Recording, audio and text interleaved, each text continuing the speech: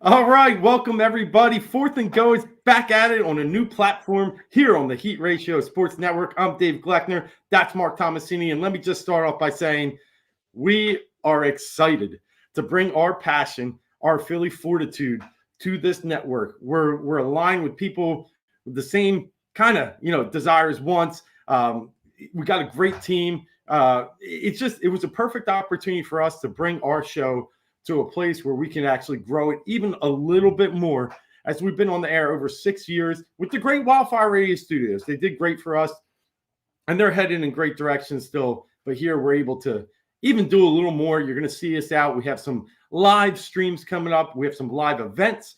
We'll be doing maybe even some daily work here as we get into some quick, what happens when Ben Simmons gets traded. Well, me and Marc will be right on here doing a quick one. So it's just a lot of opportunity for us, and we're excited to be here, and we're excited for you to join us, see us, talk with us, interact with us, get in the comments, because we are the voice of the Philly fan. And with that, I'll turn it over to Marc T. What's up, buddy? What up, what up? If you haven't heard it before, that's my catchphrase. It's how I greet every single show that I do. Yes, what up, what up? It is a winning Wednesday coming off of last night. I'm excited for the opportunity to bring the heat with the heat ratio. So definitely exciting things ahead. Got the new house working on the wall. Trust me, there will be more paraphernalia up there. In the meantime, we're just going to kind of have to slowly work it. It's a process. We're trusting it. I always trust the process. Dave trusts the process. I went the wrong way. Exactly. But yeah, no, very, grateful for Wildfire for the years that we were there, and, just grateful for the things that come ahead on the Heat Ratio Sports. But guess what? Like I said, it was a winning Wednesday. So a lot of good things to look forward to. Yes, it was. And let's get right into it here. Right into it. Talking like we always do. Let's roll out the 4 for 4, but let's start with our Philadelphia Eagles. As we got the backdrop here with Lincoln Financial, I was there last night to see what ended up being a really impressive victory in my mind. The Eagles were stacked, the odds were stacked against them. In fact, some of the COVID situations started to impact them more than the football team. You had, playing with the 2 extra days coming off the bye, and it was a hard situation, and they showed early on how hard it was with the sloppy play. But after that, what I was happy about is that Sirianni did not stray from the run. He did not panic like I thought he did in the Giants game when he just started ripping it around the field. Yeah, you still got to throw here and there, and they did. But the fact of the matter was they knew they could impose their will against this team, as it showed running over 200 yards, and they stuck with the plan, and they were able to convert in the red zone.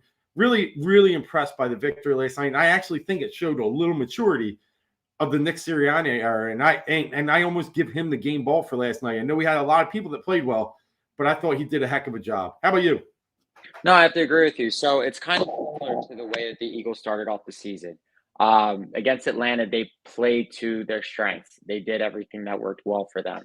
And honestly, I mean, here's the thing. I was a little disappointed with Hurts's play in the first quarter and a half. Yeah. But there were also things that didn't go his way. I mean, you got to take into consideration that he hadn't played in 23 days, and he is coming off of a high ankle sprain. And there was, the play by Goddard. I mean, that's a fluke play.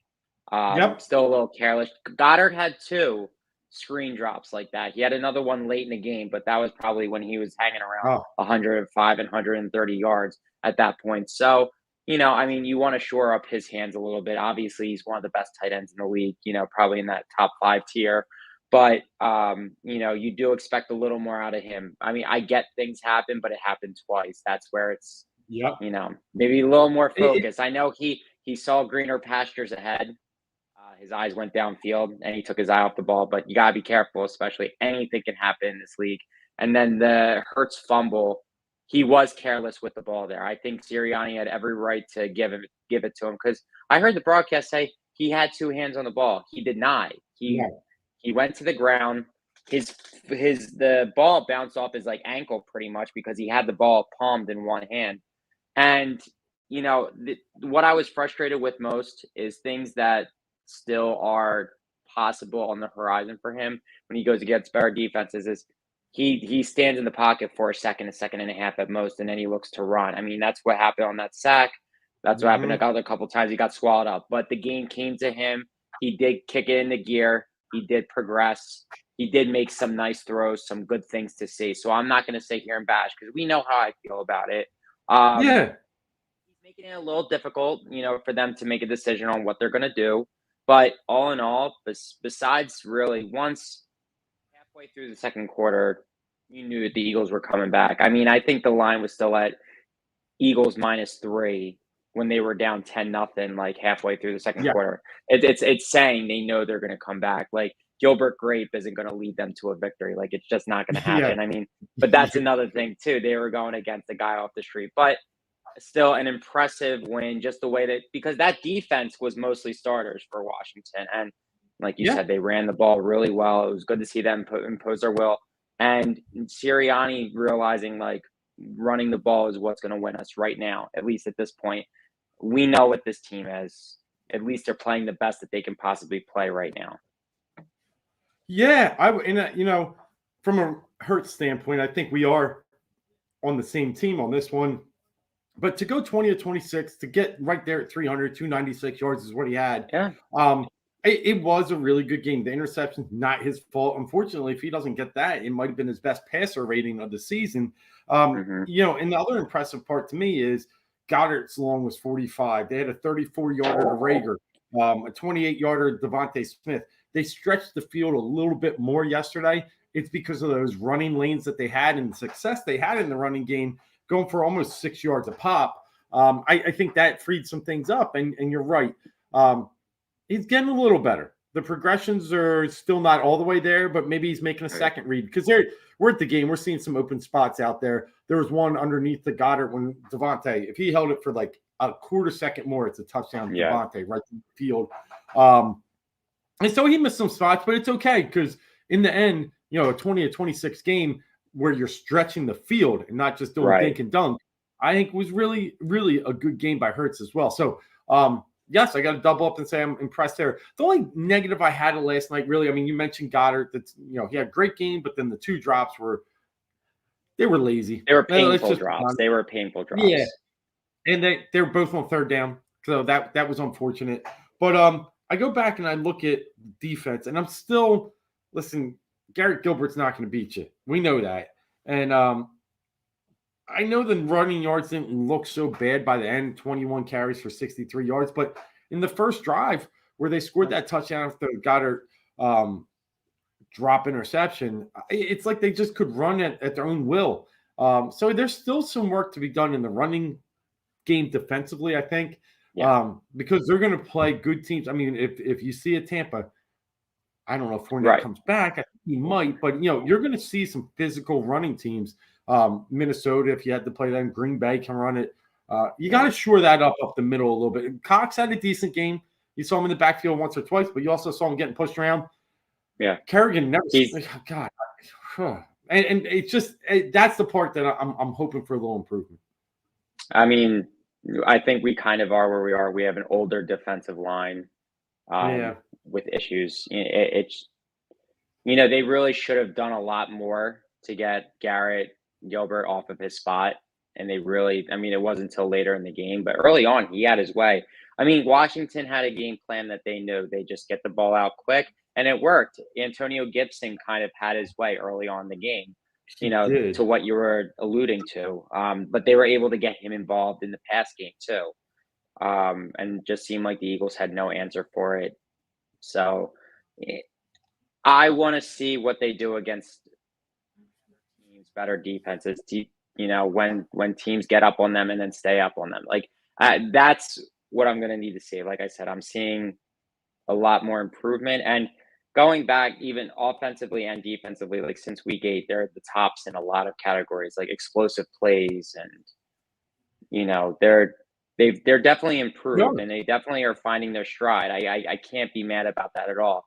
But you look at the competition that they're facing, and that they were able to just put up a fluke game against the Giants 3 weeks ago, or last week, 2 weeks ago. And then it was 3 weeks ago. Then the Jets last week, they gave up a lot defensively to start that game. Zach Wilson had his way on them. So early and often, teams get after them. and then eventually they figure it out. But it's just you got to be careful because the better teams will be able to just take advantage of that.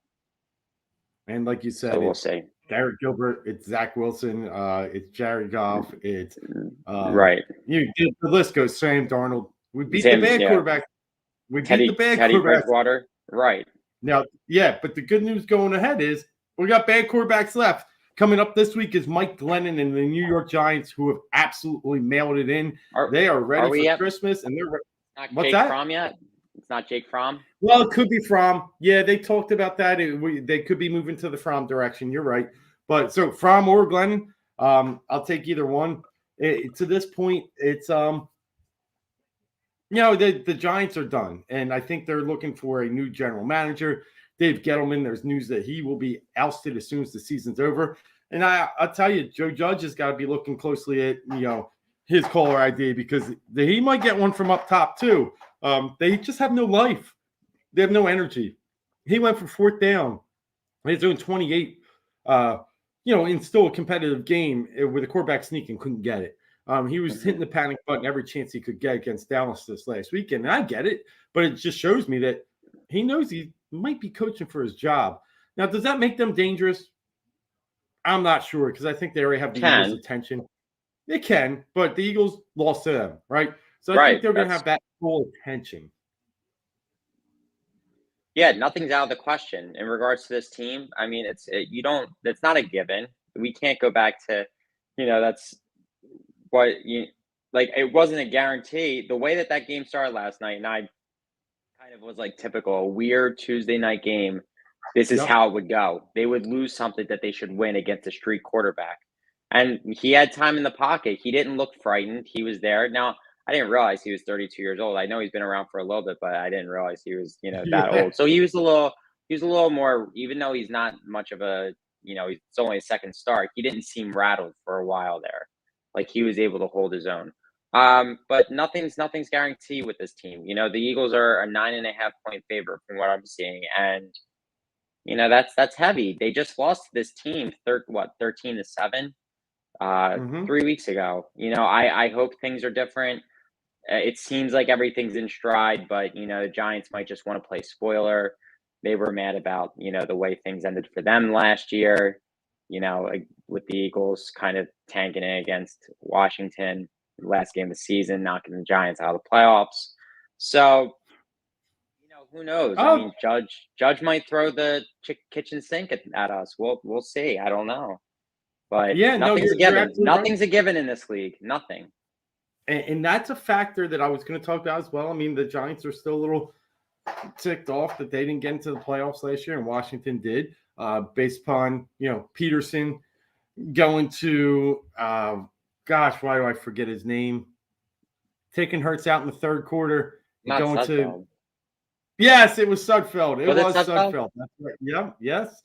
Yes, it is. So, I can see why if they play a little bit of that video, it will motivate the Giants. But in the end, the game's played in between the lines, and it's on the field, and the Giants are not very good. Overall, they are 30th in the league in points scored. They average 17 a game. I think only Jacksonville and the Jets trail them. So those are two rookie quarterbacks. This speaks a lot when you think about that the Giants have that offensive talent that they went and signed in the offseason, such as Kenny Golladay. They had Saquon back and healthy. And they drafted Kadarius Toney in the first round, Daniel Jones, the offensive line, and they're just a train wreck offensively. And then on the other side, they're 26th in the league in creating turnovers. They've created only 13 this year. They're -8 overall in the turnover game. Now I know they got 4 against the Eagles, so that's even worse when you think about it. They've only created 9 in the other 13 games. So as long as the Eagles don't turn the ball over here and continue to run the ball effectively and efficiently, I think they should be able to control this game and beat this team at their own game. So I really think, as much as the Giants might throw the kitchen sink, they're just not very good. And I think the Eagles can exploit that. I mean, I think Hurts is going to remember that he threw 3 god-awful interceptions. Even though they were tipped, and he was just putting the ball in terrible spots. He hasn't looked like that since. I mean, he's one game, but still, you hope that They go, here's the formula. What we just did the other night, continue it. Don't make the bad throw where only your guy can get it, or don't throw it there at all. Don't put yourself in bad positions. And so if he plays half the game, honestly, if he plays half the game he played last night, I think they're fine with that running game, because he just needs to not make mistakes. Yeah, I fully agree. And they should be able to win this game. There's no reason. And Saquon, I mean, one of our weaknesses is our running defense, but Saquon is just not. He's really not finding the room he needs to find. So I'm not really concerned that they can beat us where our weakness is. And then on the flip side, I think they're 11th in the league with rush defense. So you can move the ball against them, and we did it the first game. Obviously, we won over 170 in that game as well. So I think it's more Jalen running this game. I think you're right. I think we'll get some good holds with Miles and Jordan, but I think it's going to be a little bit more of the Jalen running show in this game, as the Giants like to play a little bit of man-to-man, and that tends to leave quarterback potential for long runs. Right. Yeah. I mean, I think that's going to be the case. I think because this is where Hurts isn't the most accurate quarterback, obviously. So, you know, if they're playing tight man-to-man coverage, it's going to be hard to get the balls to places where he wants. Last night, he had some, things go his way. He got a deep ball to Goddard. He got that amazing sideline catch by Devontae. I mean, and even he did make the best throw I think I've seen him make as an Eagle last night to Greg Ward.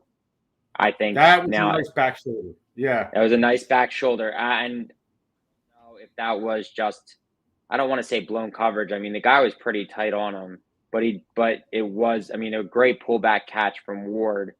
But that was one of the best throws I think I've seen Jalen make. Yeah, it was incredible. Part of me was like, did somebody lined it up with? Yeah, I don't know if he did, but somebody lined it up with the one that Carson made to Miles Sanders in the back of the end zone against the Washington a couple years ago. Redskins. Yep. Yeah. So, but it was a nice throw. I mean, if I see more of that, get me excited. You'll get me excited if I see more of that. That was really the first wow throw that I can recall him making as his time as an Eagle. To be honest. No, I agree. So, I mean, overall, I think we kind of look similarly at this game. The only disadvantages I see right now are the news. It's part of the news that came out today. First off, we know it's a 4-day week for them. So that's a little bit of a disadvantage. It's like playing a Thursday night game. But then secondly, Sirianni got the Rona. And there's some hope that he'll be all right by game time, though.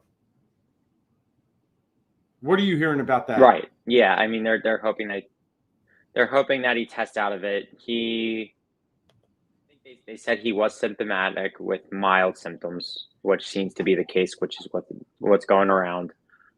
I forget who they said is going to be the interim, but he's like a running backs coach or something along the lines. But I mean, he does have symptoms. Got a couple days to test out of it. I don't think it would have mattered if they played this game on Sunday or if they played this game last night. I think it was probably bound to happen. And we just got to really keep an eye. So another COVID for the Eagles that doesn't seem like a big deal on paper, but could have lasting effects is LaRaven Clark, tackle. I don't know if he's a practice squad guy. I think he's practice squad. He has it. Now, was he with the other guys in the offensive line room? That's the question. You already have Dickerson out and Dillard out, and now Clark. If it got to any of the other linemen, that's when it could be an issue. But we'll see. Got to keep an eye on that. That's where Dickerson being out. I think Dickerson's a big out. I mean, he might be back. I don't know what the rules are. Sua Opeta. He had a good game. That was good to say. It's good because their backups have been, for the most part, besides Herbig at center. Herbig at guard, fine. Herbig at center, not so much. Everything else, though, they've been solid with their backups. Yeah, Herbig at center was a hold machine. Yeah, so you're right. And a shotgun five 5 feet over Hurts' head. Oh yeah. We need that Kelsey. But on the other side, the Giants, we aren't hearing much news about them, but you did bring up that it's possible that they're going with the Fromm experiment. I think Fromm got drafted by Buffalo, was moved around a little bit, now is fallen in New York. Him of the Georgia Bulldogs, who made the national championship and lost to Tua, and then Alabama crushed the tie in a heartbreaking fashion. So he has pedigree, but I'm just not so sure he has the skill set to really be a factor here. The receiving core of the Giants is just a mess too, with half their guys they're just done. They're done. Yeah. Galladay has been a major disappointment. I just can't express how bad it was. I wanted Kenny Galladay too, but he's got 31 catches for 477, no touchdowns. He's our leading receiver. That shows you how bad it is. Yeah. It's terrible. But all right, so let's get into our predictions. And I'll start off. I do think the Eagles, what they've done well this year is when they see blood, they smell it, they take down their prey, and they do it convincingly. And I think this week is one of those situations, again, we've already named who it could be at quarterback and who the Eagles have beaten, the laundry list of quarterbacks this year, and they're all bad. So when the Eagles see a bad quarterback, it even doubles up. When they win games, they win convincingly. They win in a fashion, blowout fashion most times. They cover the spread by the second most in the NFL right now, only trailing the New England Patriots. Has talked about that a little bit with Mr. Drumheller earlier today on Philly Bets. So, again, I just think this is the right matchup for the Eagles. I don't think the 4 days is a big deal, especially when you're coming off a victory. And I think understanding that we're here, the playoffs are knocking. You got to take advantage of that situation. They're hungry. I really like the Eagles, and they lost to the Giants too, and that's another factor I think is going to play well this week. I think the Eagles do win this game. I'm going to say 28-10 over the New York Giants. I think it's going to be pretty much. I think they're going to be able to do what they need to do offensively and defensively. Okay, they might let up one here or there, but I think they'll bend but not break, as Jonathan Gannon's team has done, especially recently. Yeah, so, I mean, again, I'm actually going to be there on Sunday. Pretty excited about going. It's going to be a fun atmosphere. It's going to be 50 days, so weather shouldn't be a problem. Eagles, Giants, like you said, they have short – they're going to remember that one. And I think Hurts especially is going to remember the way that he played against them a couple weeks ago, and I think that's going to be his motivation into playing a much better game. With that being said, I think the Eagles come out. I think they take care of business. I'm not seeing it as much as you, but I'm seeing 30-21. I think they're going to be hovering right around the line. Yeah. At this point, we have -10, so they wouldn't cover, but it's going to be something along like that. I think the Giants are going to just try and do everything that they can to make it an interesting game. But I think the Eagles are going to be able to run away with it. But, All right, I'm going to have some fun with you. I like it. We sit here. We both got dubs coming up because it's Winning Wednesday. We won last night. Going forward here. And we see another victory this upcoming Sunday at Lincoln Financial. So with that said, what was this, 15? So we're going into 16. It's the week 15-16 mark transition. Right now, today, the Eagles are sitting in the 8th spot. One spot out from the playoffs, as we know 7 teams make it in the NFL these days, the second year of that format. Do the Eagles make the playoffs? I'm going to say yeah. I'm going to say yeah. I mean, look, they take care of business here against the Giants. They go and they take care of business. And the second Washington game is going to be tough. Taylor Heinicke should probably be back. He's been decent for them. But I think, and Washington's going to be pretty PO'd themselves about Montez Sweat said it was embarrassing or unacceptable the way that they ran all over us. So they're going to definitely stack the box, and they're going to be going down to Washington, which is never a fun place to play because that stadium is god-awful and terrible. Yep. And, what's Dallas going to do? Are they playoffs or are they riding comfy in first place in the division? Can they rest their guys? That's definitely going to be a question going forward too, with how they handle this. With that being said, I think the Eagles are at least going to take the next two. And then we'll Because see, right? We'll see what the situation and we'll is. see, and we'll see what the situation is with Dallas. Because I saw today, as long as the Eagles win one more game than the Vikings, and the Vikings have a tough schedule, and they match with the Saints, then the Eagles make the playoffs because the Eagles have the tiebreaker against the Saints, and they just have to win one more game than the Vikings. And the Vikings have the Rams and the Packers. They do, and then in the next and the Bears. weeks. And so that it's not. Bears are not good, obviously, but last week of the season, you never know if they're hungry just to go out there and play a good game. So they have a tough schedule coming up. I mean, the odds can be in the Eagles' favor right now. They're not ever in the Eagles' favor, but they can be. How about you? I agree. In the Saints, you look at the Saints. They got the Dolphins coming to town this week. Monday Night Football. Dolphins have won 7 in a row. That's a tough game for the Saints. In fact, I think they're favored, but that's going to be a tough one. And then they end with the Panthers and the Falcons. And while those two teams are the Saints aren't that special either. So I think the Eagles can at least go par with the Saints. And I do think they go one better than Vikings. So I'm with you. I think the Eagles sweep the rest of the season. As long as they win the next 3, they're in. I can't see the Vikings win all 3.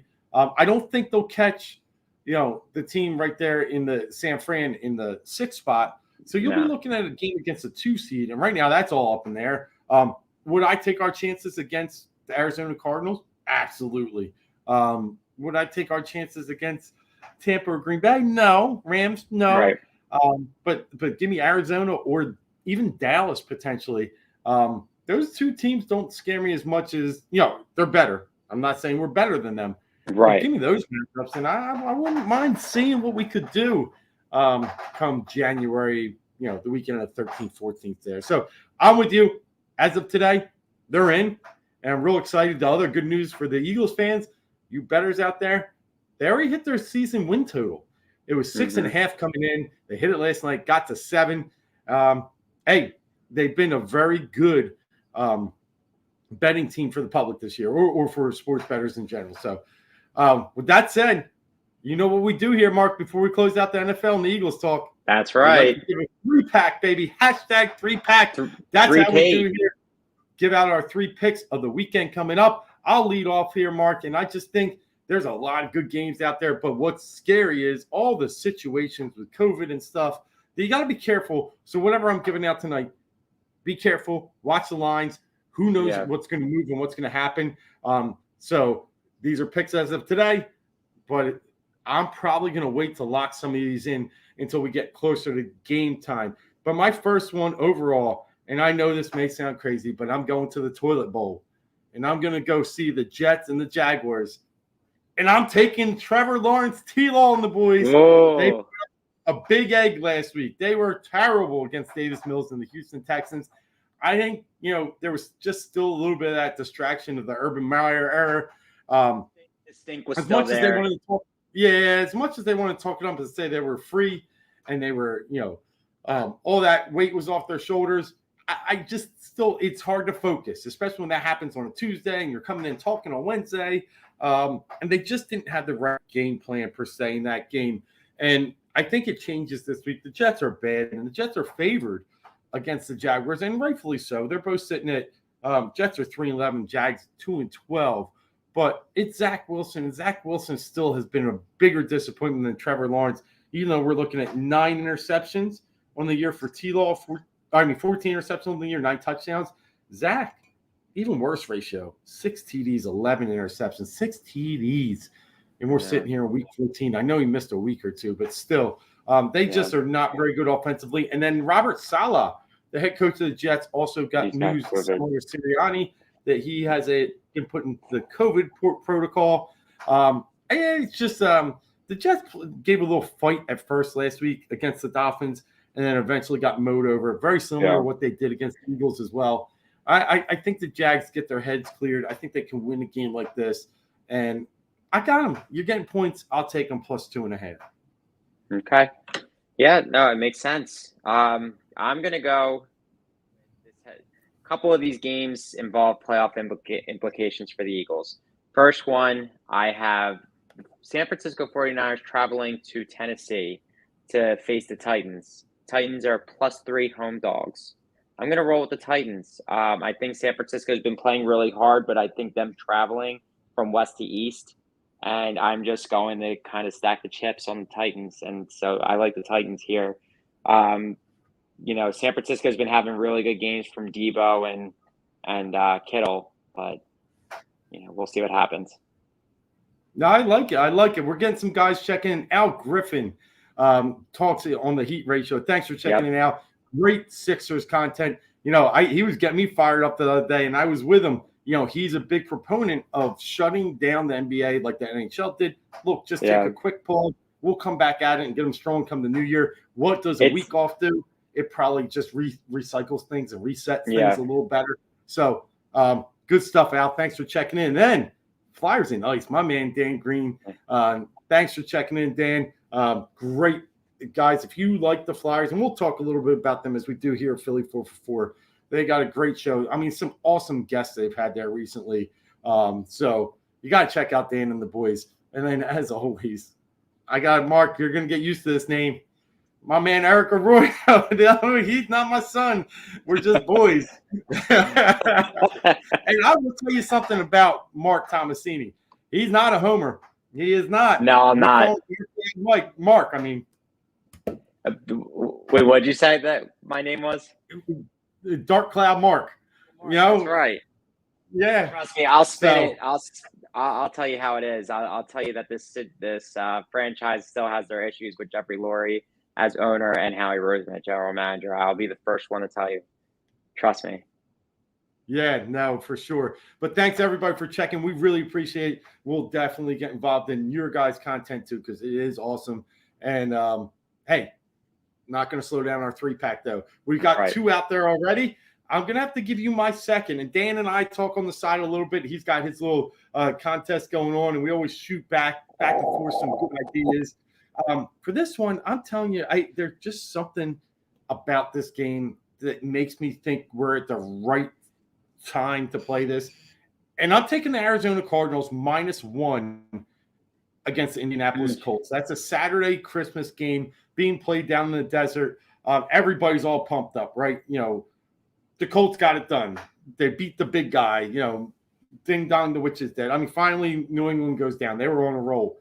Yeah. But went through for 58 yards or 47, something. I mean, whatever. He was 5 of 12. 5 of 12. Awful. And then he posts all this stuff on social media, I love, we did this is a team effort. We did it as a team. Of course you're saying that because you did nothing to help that team. You rode the back of Jonathan Taylor. You got lucky with a block punt. And I just think there's going to be more value. Don't forget who Arizona is. I know they haven't been great at home. And the loss to, Detroit is eye-opening. But that's the kind of loss that can kind of rewrite this ship. They've lost 2 in a row now. They've fallen down to the 4 seed.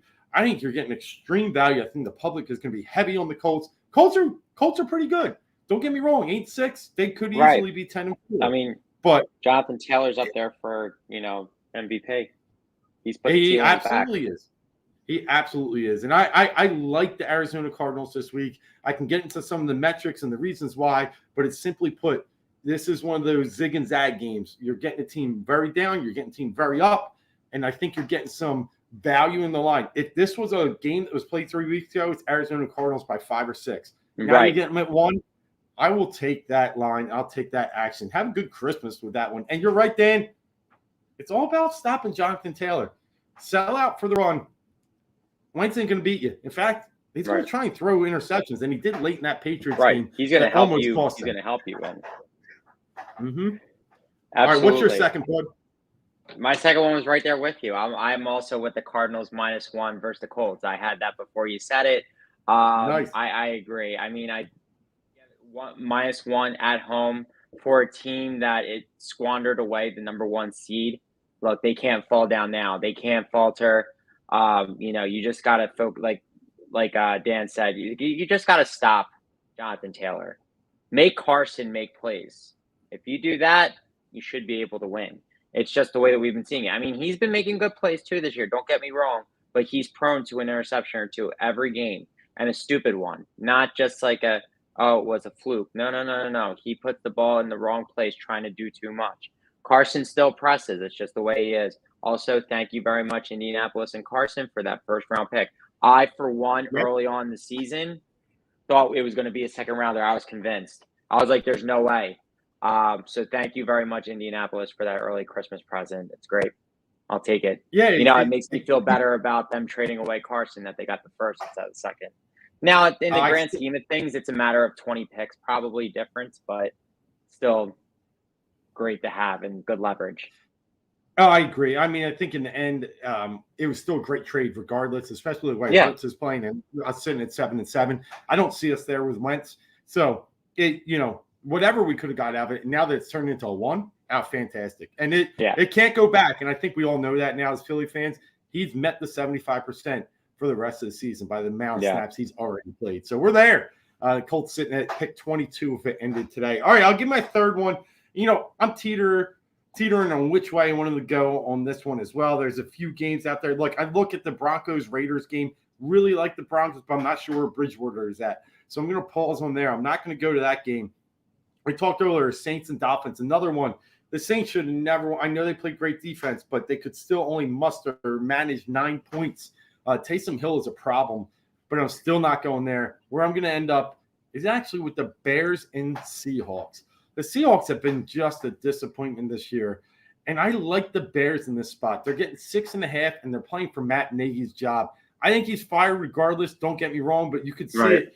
They lost 17-9 the other night to the Vikings. They ended up turning the ball over once in the red zone. They had 2 turnovers on downs in the red zone. They just were just so inefficient, and careless with the ball. And that was a game they should have covered, and they should have covered easily. But when you look at the box score, you're going to see a game that they didn't cover, and you're just going to think the Bears are the Bears. But there is some growth in here. I see some progression with Justin Fields. I still see some problems holding on the ball when there's a screen and getting sacked on a screen when you just got to throw it at the guy's foot. Just get it done, move on to the next play. But there's some athleticism. There's some reason to believe that he can move the ball against the Seattle team. Where on the other side, Seattle's dead, right? And we're already talking about Russell Wilson moving on in the offseason. And I think we're at an extreme point here. Seattle's not very familiar with this. I don't know what motivation they really have to play well here. And I think they're, Pete Carroll's been there so long. I think you're going to lose the voice, a little bit of the leader when you're sitting at 5-9. DK Metcalf had a horrible year. They can't run the ball. Injuries abound. I think 6.5 is a decent number. I'll take the team with the uprising, the upslope of the quarterback, who I think can make some plays here. They just got to stop being stupid. I know that you can't fix stupid sometimes, but I'm going to take a chance you can speak. Plus 6.5. Give me the Bears. Yeah, I agree. I mean, the Seattle thing is going to be interesting to see how they go about it. What's their team going to look like? Like I tried thinking about it when they talk about Russell Wilson, technically or potentially not being the quarterback next year. Who is their quarterback next year? Like it's just going to be weird to see somebody else. Geno Smith? No, but I mean, you gotta go do something. You know what I mean? They're gonna have a high draft pick, or do they draft somebody? Somebody asked me, look, while you're saying that, someone asked me last night at the game, would you trade for Russell Wilson if you're the Eagles? I said I would, but it depends. I got 3 first-round picks. I'm not giving up more than one of them for him. He's aging 33, something around there, 32. Yeah. What's your take? Is that something that you're interested in? If that's it, honestly, if that's your best option, I would do it. 1-1. Maybe a 1 and a 2. I could live with a 1 and a 2. A future a 1 and a 2. Yeah, absolutely. I mean, I think he came back too soon. I know he's older, but you get a couple good years out of him. I mean, he's been able to stay relatively healthy with all the running around that he does because he doesn't put himself in harm's way. I mean, you look at Rodgers, he's still doing it at his age. Brady's still doing it at his age. And Russell runs around a decent amount, but he never puts himself in harm's way. He gets out of bounds. He slides. He does. He's been able to maintain. Like I said, I think this finger injury was really bad that he came back too soon from. So I think there's still a little bit of juice left in the tank with him. I would. I think Hurts has to be part of that trade. So that's why Yeah, like you what can't we're talking have both. about. You can't have the link. You can keep Minshew here and have a great Yep. backup quarterback there. Um, I I think agree that's 100%. I just think it's Hurts because you said who's going to be their guy next year. They got nothing in the wings. So if they're able to right. move out, if they're able to move Wilson out and bring back a young guy who now is, putting his team on the verge of the playoffs, I think it would Right. make it something that they would be very interested in. Where on our side, we're I mean, he's a interested similar because, quarterback. yeah, yeah. So I think it's a. Now I've heard some stories also, and I'll get to your third pick in a sec of Pittsburgh. Pittsburgh is another destination that I've heard for Russell Wilson too, and it does make sense. I just don't think That'd they be have interesting. they don't really have the assets. They don't have Ammo. a quarterback that Yeah. they can trade back. Right. Yeah, we'll That'd be see. We'll interesting see. to I know see we'll how get they into a go lot of about that that. soon. Yeah. Yeah.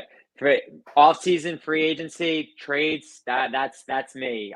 For all the heat ratio people that don't know, I live for that stuff. I don't know why, but I live for deadlines, and I live for those moments. I don't know what it is, but I like to get into the mind of the GM. That's really, I Yep. think, my end all be all.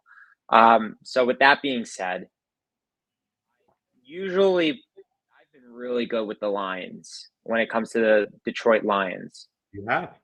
This week, though, they are 6.5 point underdog at Atlanta, and Atlanta is still hanging in there. 6-8. Obviously, with the Eagles winning, that hurts their chances a little more, and the Eagles have a tiebreaker against them. They would have to have a lot of things go their way, but I do think that they're trying, and I think they're still going to try hard. And the Lions are a try hard team too. They played for Dan Campbell. They love him. They beat the Cardinals. They beat the Vikings. They're what 2-11-1. So look at it. I say 6.5. I would need that to drop to 7.5, 8 to bet on the line. So I'm not touching that game. That would be the game that I would like to do. But instead, I am going to take a little bit of a chance here. It might not seem like it, but I'm of the theory of not betting against a home dog. But the LA Rams are minus 2.5 at the Minnesota Vikings. I mean, they just lost to the Lions a couple weeks ago. I think that was in Detroit. That was in Detroit. But and that's kind of something, and that's part of the tough schedule that I was talking about earlier with the Vikings that they're facing. So for me, I like the Rams here. They know they got to kick it in the gear. Nothing's given. I'm trying to who I didn't. Is it are the Rams or the who's in first in the West? Oh, Rams are now. Rams are now, so they have to hold on. They have to hold tight. So that's I Yeah, I like the think Rams Arizona here. dropped to the 4 seed last time I checked. Yeah, I like the Rams at the. Well, no, they would be. Wouldn't they be a fifth? No, they'd be the first wild card at the fifth. No, fifth, sixth, seven. Yeah, Yeah, they'd be the yeah, they fifth are. seed. You're right. The Cardinals fell to the 4, but the Rams are the 5. So the Cardinals still have the tiebreaker, and it's due to division record. So they're Gotcha. 1-1. Like, yeah, Right. So the Rams are. I think they're gonna try and win the division here. So I like the Rams at Minnesota, probably by a field goal. It's going to be a close game if Minnesota comes nice. out I and plays like a it. decent game.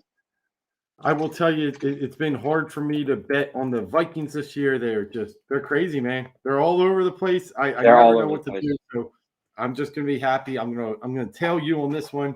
I'm gonna let you win that cash, but maybe I'll get a couple bucks on the side too. I like the pick. I'm just scared. So as I'm scared, I'll watch and cheer for you. All right, bud. That wraps up the NFL segment. We got a few minutes left here to hit the other 3 sports. As we promised, let's start off with our Philadelphia 76ers. Huge win in Boston the other night. I mean, you got to be pumped when you sit there and watch. I was tweeting out the other night when they lost to Miami Heat how disgusted I was at the end of the game. Situational offense. Again, it reminded me of Brett Brown and how they just can't get the job done when it comes down to the end of the game. And if you remember back the first time they went to Boston when they won or lost 88-87, they couldn't get the inbounds in. Al Horford just plugged the play, knocked it at. And just too many situations where they don't finish, but then they come up to Boston this week. I want to say they ended the game on a 13-5 run, and B closed it. With a couple key jumpers and defensive plays. He looked like the guy that we needed. look, I'll be tough on him, but I will give him all the kudos too. That was just a tremendous performance. He had over 40 points in that game, or 40 on the nose, 40 or 41. It was 41. 41. 41, yeah. And he was just the man. And the starters scored every point, I think, one in that game. They needed everything that one point.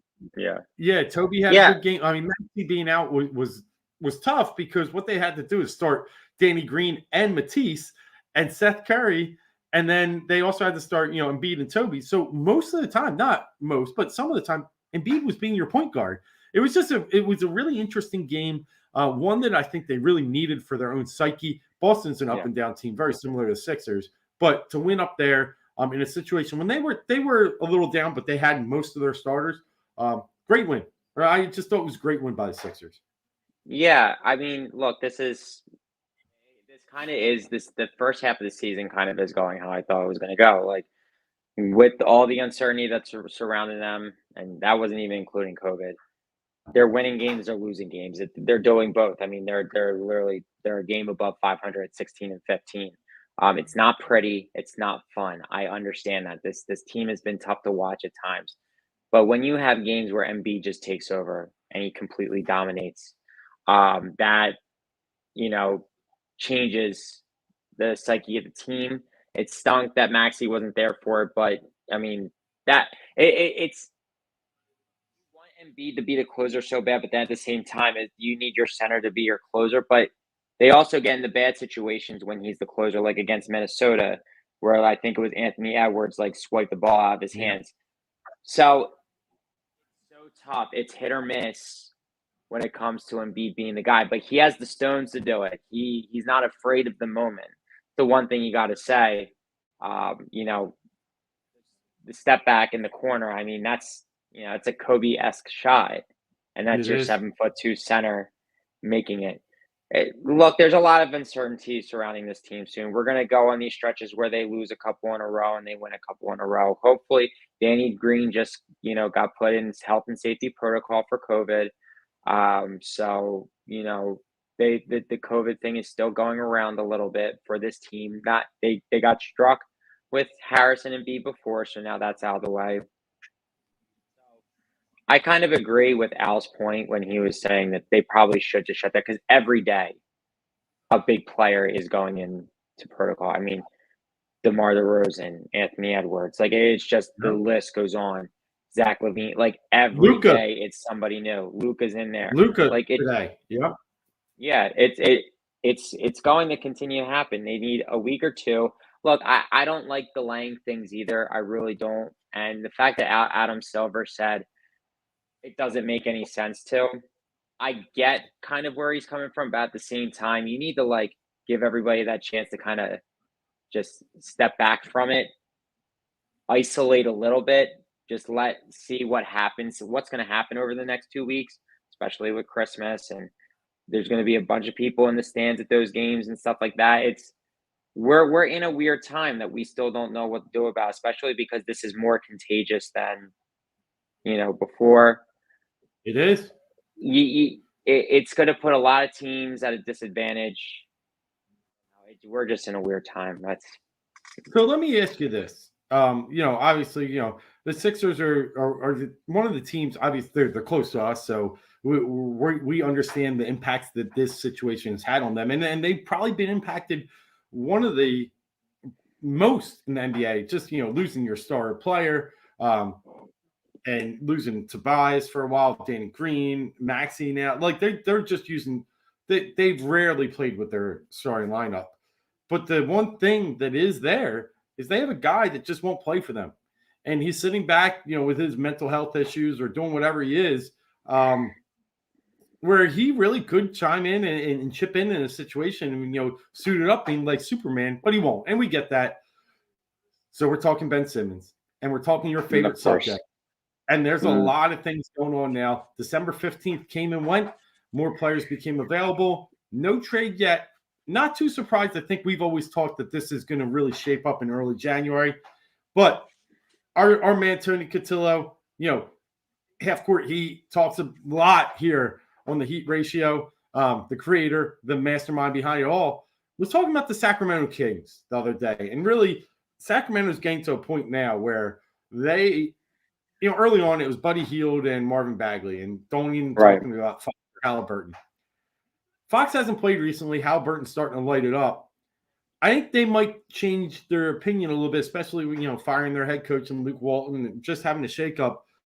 I think Sacramento is still a destination we've always had on our list. Oh, yeah. Maybe in the top 3. All I need is one of them. Give me Halliburton or Fox, and we're talking. And we're talking turkey because I'll take either one. How about you? Well, I mean, you know how I feel about the Aaron Fox. Yeah. I have his Kentucky basketball jersey. I love me some De'Aaron Fox. I tell you, I base how when I look at guys coming into the league based on how they play in the tournament and, when it really counts in, out of college. And he impressed me in the tournament. He shut down Lonzo Ball. Lonzo Ball was playing great. And then he was more known for the way he was playing defense. But he also, I think, put up 40 that night against Lonzo when Malik Monk was Kentucky's primary scorer at the time. I'll always remember that. Never going to forget it. So give me De'Aaron Fox all day, every day. Him and Maxey are the same player. I think Fox has a little more talent. I wouldn't want to see them get rid of Maxey, but we'll see what happens. And Fox is disgruntled. It's pretty much been clear. Like, they brought in Halliburton, they brought in Davion Mitchell. So from Baylor. Yep. From Baylor. So he's like, why do you guys need me here at this point? He's not even trying. Like, I'd be honest, I don't even think he's given like top effort. And it showed a little bit last year in the bubble. His stats were down, not in the bubble, but the year outside the bubble. And this year it's gotten even worse. His shooting percentage is an all-time low from 3-point land. I think that would change if he came here. I think he'd be rejuvenated. I think he's just like, dude, I don't want to do this. And I don't love players that play like that. But in the same breath, they're not going to make a change unless, he does something about it. So they gave him a contract, and then they keep bringing in his replacements. Like, I know Halliburton's really more of a shooting guard, but it just seems like it's a crowded backcourt there right now. And he's disgruntled about it. You got anybody else that you are hearing that could heat up? I mean, I have heard a little bit more on the Indiana side, but I still don't think that's happening. I think the Sixers are holding out for a bigger name, potentially the McCollum deal. Yeah, I think McCollum. I'm trying to think. Like, there was a point around the 15th where there was about 8 to 10 teams who were rumored to be looking into the Sixers, but you got those like the Lakers and the Knicks. They inquired, but nothing there. They got nothing. They got nothing that they can offer. What were they saying that they have? Oh, I read a great article today. I'm trying to think of who it was. It wasn't Connor, but they were like, the Sixers should really reconsider Dejounte Murray's having a great year in San Antonio. Yeah, a package centered around him. He's like 8. He's averaging 18, 8, and 8 and 2. He would be a good role player. Now the thing is, again, he's got a good perimeter defense, so he kind of would make up for some of the things that Simmons can do. If you get some first round picks with him, I think we're looking at something, or maybe you get like a Lonnie Walker or something like that. That's another one that I would be interested in. I don't think, because he's a guy on the rise. He's only 25. Oh, I love him. And I know they got White. They also got Vassell. They got a lot of similar pieces, similar like Sacramento has that log jam in the backcourt. I think San Antonio does as well. But Murray's the guy. He's clearly the guy. It's gotta be Murray. Murray. He lit up the Clippers the other night. I think he almost put up a triple-double. So when he's there and he's ready to play, I mean, Dejounte is a piece that I would be very interested in. And I think he's a change-up to Maxey as well. He's more of an outside shooter. He is quick and he's good, but I think they both could work somehow, some way. So I like that, man. I know we'll get into this a little bit more as the holidays come. And also, I think with COVID and everything, honestly, we're looking up to the deadline. You get strap in till February, I think. I don't know if early January is going to do it. I hope so, but don't be surprised if this gets right down to the wire or like a week before the deadline. I don't know. The more, we're not getting. I hate hearing it, but I think you're right. Yeah, I think you're right. It's just I'm pushing it back. Yeah, I just want. I mean, the only problem about waiting until February, some of these teams, like Kings, like some other teams, that they'll just be farther away. Right, and they'll feel no reason to do it. Yeah, I hope they push the button a little earlier. All right, bud, that's the Sixers talk. Well, I mean, if you get used to us, you'll hear a lot of Sixers talk on this show. We're big basketball fans, big hoop heads. But as we move on to the next sport in town, it's the Philadelphia Flyers. And I just, let's hit on them real fast here. I think the NHL shut down because the Flyers are on a roll. I think they just said, every time. They said, wait, the Flyers have got points in 5 straight games, won 4 out of the last 5. Shut it down. And I just, I laugh. I know it's for a real reason. And I know COVID's real. Don't get me wrong. But the coincidence behind it is the Flyers are playing well. And, now they're going to get 2 games canceled with the upcoming one against the Penguins being the second. The next time they'll be on the ice is December 29th against the Kraken. So, they can just go fly out freely after the holidays out to Seattle. And they've already played the Kraken once this year early in the season. We're able to win that game. So they have a good chance of keeping this thing rolling as they now go out west and let Disney on Ice take over the, Wells Fargo for a couple of days here. And they get the West Coast swing. Yeah, they get the Kraken, then the Sharks. And the Sharks, similar team to the Flyers, sitting at 15-14-1. While the Flyers are sitting with their 12-12 and 5 record. And then they get the Kings, Ducks, and come back around January 6th. They got 4 games out there. I really think they have a chance to keep this momentum rolling. I have liked, it's weird. Like, Alain Vigneault has always been a guy that has won where he went and won immediately, won right away, but then wore out his time. What I'm surprised about is that he wore out his time a little quicker than he has in other. Yeah, and year one, it seemed like he had them all in, and he just it fizzled real quick. All in the bubble, and they were the number 1 seed, and then last year bad, but we got it. There was some things. The Carter Hart wasn't as, but here we go. We retool, we reshape everything the way you want it. At least get some guys out there and change it up. And you had a 10-game losing streak. It was time to go, and I get it. But I'm a little surprised that they have kicked it off since he left and really, really played well because they were right. I didn't expect that. Yeah, they were getting blown out. It was like 7-1, 8-1. Yeah, it looked like they were dead. It did. So I'm happy that they're back in it. They've had they haven't played the greatest of competition, beating teams like Ottawa, who's one team that's worse, but it was a good win because they were up early on Ottawa and then had to hold on for dear life and then win in overtime. And then some of the other games, beating the Devils 6-1 was really good because just before that, a couple of weeks before when Elaine was the coach, they got smoked by the Devils, shut out. So really what was happening, they couldn't score any goals the back end of that 10-game losing streak. And they've come out firing, scoring, just recently 4 against the Golden Knights, 5 against the Coyotes, 6 against the Devils. They haven't scored less than 3 in their last since that Devils 3-0 shutout. 3 goals in each game. 4, 5, 6, 3, 4. So it's been nice, and I think that was the thing that we thought with all these different lines that they have, that they should be able to generate offense. And when they weren't, that was really a big eye opener because they're getting the goalie play this year. I mean, goals are happening. I get it, but I think both goalies have played well. It's just been more of to me, the offense has been really the biggest disappointment. The D's hasn't been great, but some of that is because Ellis has been out and some of the key guys that you thought were going to be mainstays back there. You haven't really been able to have consistent line play on the defensive side, but on the offensive side, it was just very disappointing for a while. So we'll see. Hopefully they can keep this thing rolling because it would be nice.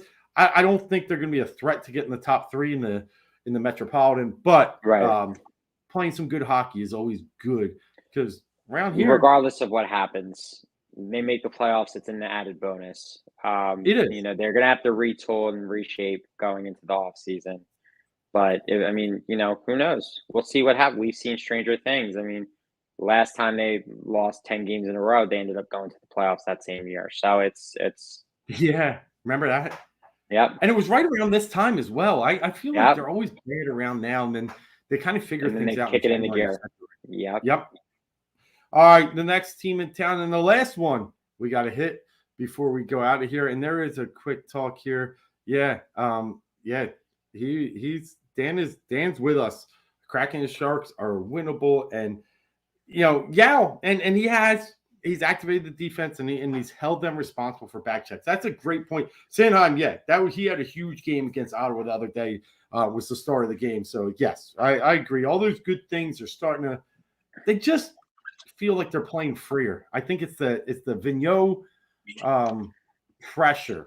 I think these guys react differently to different people, and he was definitely more of a tyrant as a coach.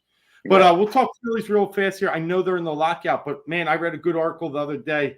When they come out of this, I think they haven't made any splashes. We talked about it on our last show on 4th and Go earlier in the month of December before the lockout. But there's one name out there that I think it is really going to be gettable for them, and I think it has to happen. And that's Chris Bryant. KB. When I looked at the teams he's looking at, the Phillies are at the top of that list. Best friends or great friends. Pretty much, yeah.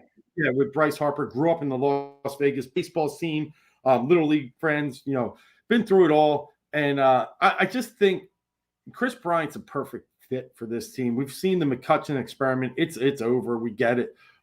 He'd be a nice plug and play in left field. You could even probably get away with him in center field a little bit too. So I think the Phillies, when we get out of this lockout, and hopefully it comes out soon, because baseball, unfortunately, I got to say, and I'm a baseball head too. I love the game, but it's dying, and they cannot afford a season lockout. So I think they're going to figure out. So when they come out of this, let's just look at the Phillies from you got almost Cy Young. You got an MVP. You got to pounce on this situation. You need to make some signings. I think Chris Bryant is the number one guy you got to go out and get. You have to. And then if you can bring in a guy like that, and then you can bring in the center fielder from Tampa Bay via trade, you're solidified. And you get him on the defensive, so then you have Chris Bryant for his bat. That changes a lot of things. You can hide him down at the bottom of the lineup. The Tampa Bay center fielder, his name is slipping me again, but at first I was going to say Baldelli, but I know it's not Rocco Baldelli. No, Rocco Baldelli. No, it's KK. Kiermaier or something like that. Kevin Kiermaier. Yeah, he was a Blue Jay as well, I think, for a little bit, and then went over to Tampa. And look, I'll take anybody that played in Tampa because they do baseball the way I like baseball. They do it right. They play hard. They move. They just can't keep their guys. They can't actually field the team once they have to pay them. Yep, and that's okay. It's literally a minor league system for the rest of the league. Yeah, but now let's looking at the NL East. It's tough, right? I mean, the Mets are out there signing everybody. They got Max Scherzer, which is a big get, and the Braves are the Braves. Freddie Freeman's still free agent, but you got to believe he's gonna. I don't see how they can't. I can't. I don't see how they can't bring him back. I mean, Washington's a wild card, but they still had the second. Juan Soto's an amazing player. They can rebound somehow, some way. Right now, the Phillies, if they don't make a move, I'm in fear that they're the fourth place in the NL East right now. And that's coming off the year that they were second place. And the Marlins signed some people too, so you never know. They did. Didn't Starling Marte end up in New York as well? I think he did. I think he ended up with the Mets. Wait. Yes. Yeah, I think he did.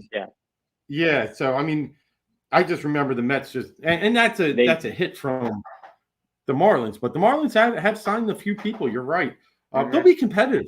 They have young talent. They pick in the top two every year.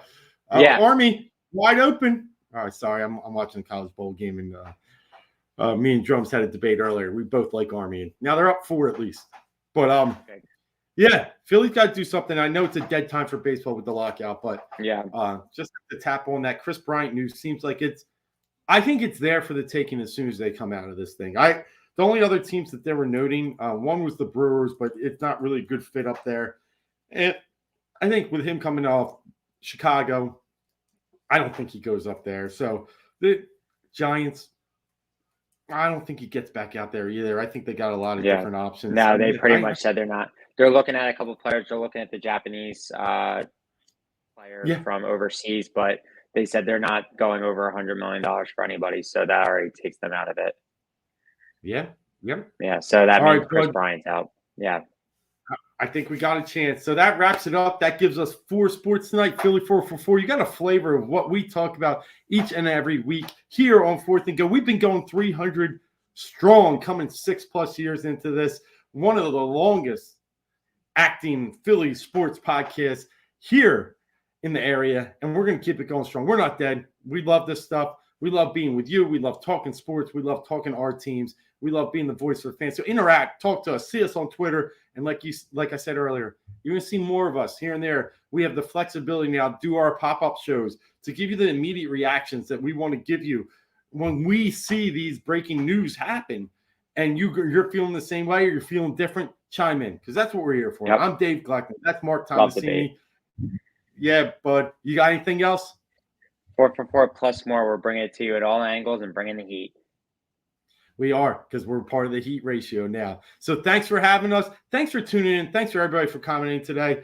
Once again, I'm Dave Gleckner. That's Marc Tomasini. We are 4 for 4 on a winning Wednesday. Until next week, you might even see us sooner. We'll talk to you then. Later.